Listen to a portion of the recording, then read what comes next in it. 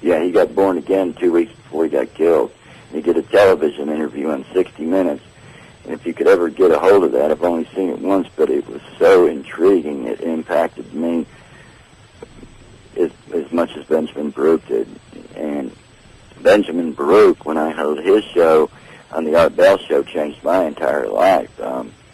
Benjamin speaks the truth. He's telling you the truth about everything.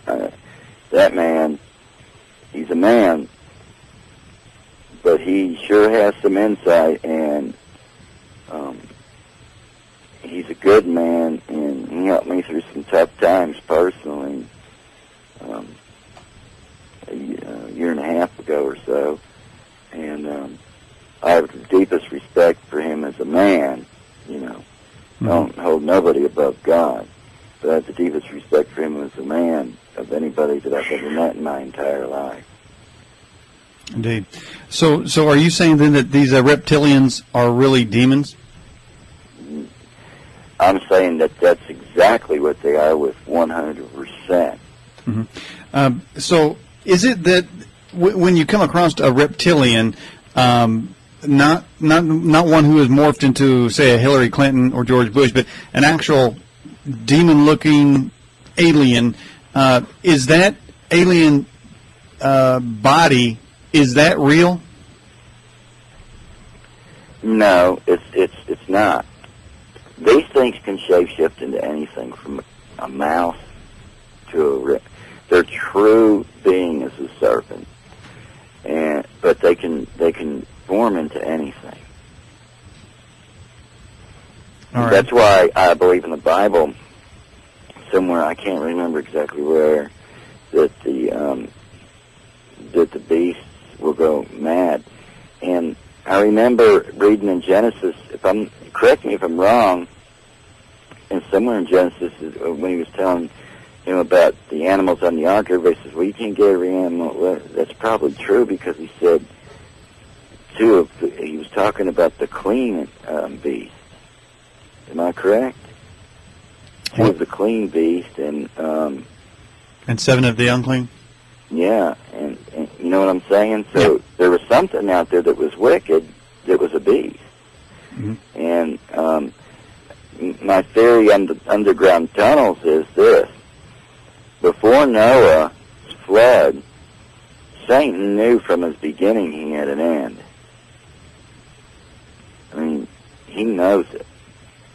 And so I believe that, don't you think that he was wise enough, if you were him and you knew that you had an end coming, don't you think before that flood you would have built some underground tunnels, knowing that that was going to come so that you can use them in later time?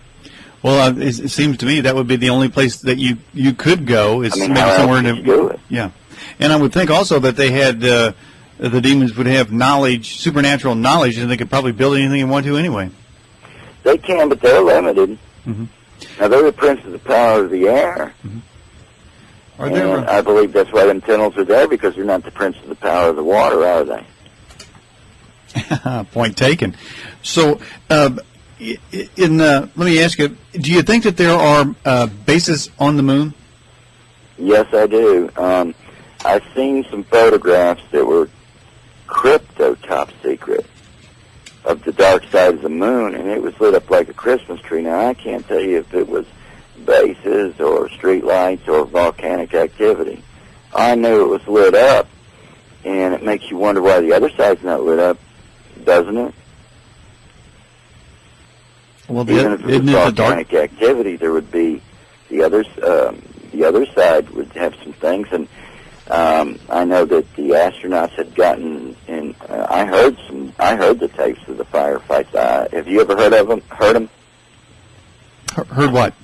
When the astronauts were on the moon, they got in a firefight up there with something that they didn't know they were shooting at.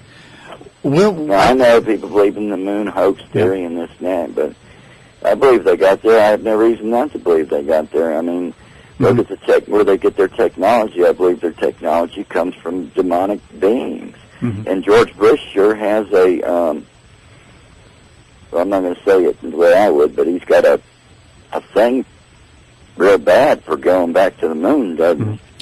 Well, speaking of that, I just read an article where NASA is saying their moon rocket they're planning for 2015 is, I guess in their mock-up of some sort, has so much vibration they believe it will blow itself apart on the launch pad. But I'm thinking, hey man, why don't you guys just go back 50 years and use those rockets because they didn't explode on the launch pad? So I don't know what the trouble would be.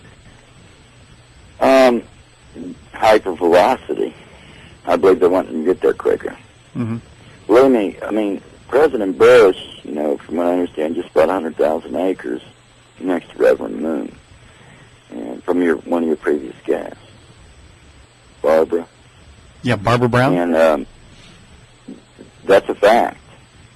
And all these leaders have got places. They're getting ready to get out of here. Listen, I believe that we're between now and 2009, but I believe this year, 2008, that we're going to have a limited nuclear exchange.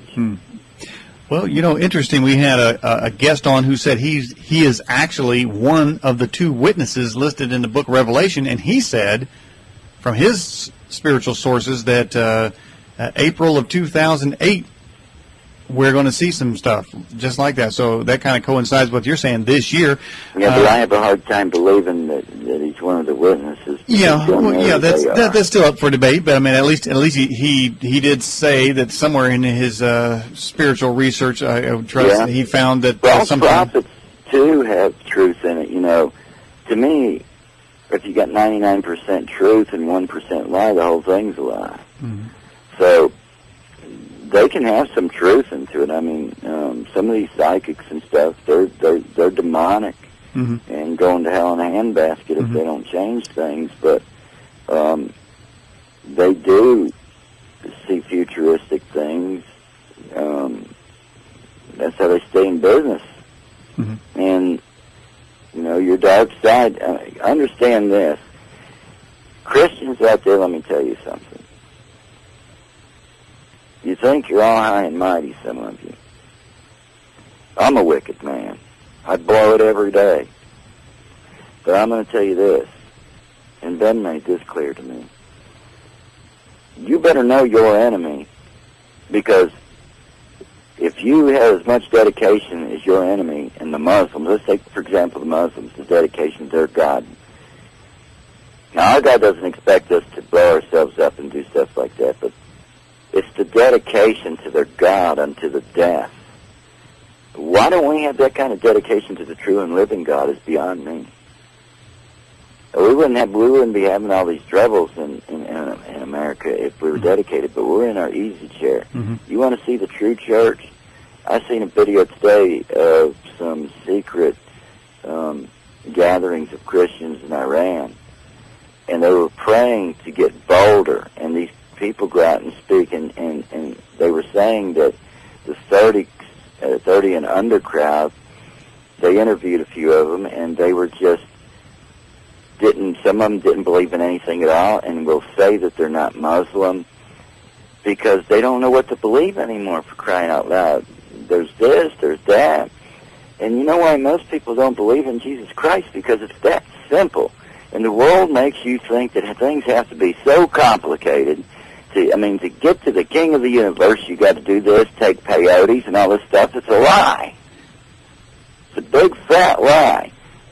You just need to do it the simple way, the way the Bible says, believe on Christ, fast and pray, seek His face, admit you're a sinner, that you blow it every day. Don't ever stand up and say, I'm righteous and I didn't sin today. Maybe you didn't, but I've never met one. I sin every day, whether it be a thought or an afterthought or a way I looked at somebody, or, when you're a commander in combat, it's said that when you make one mistake, somebody down the line dies. You may never even know it. It may be what we call a generation. In other words, when I retire, whoever took over me would be the generation. So somebody down that generation dies.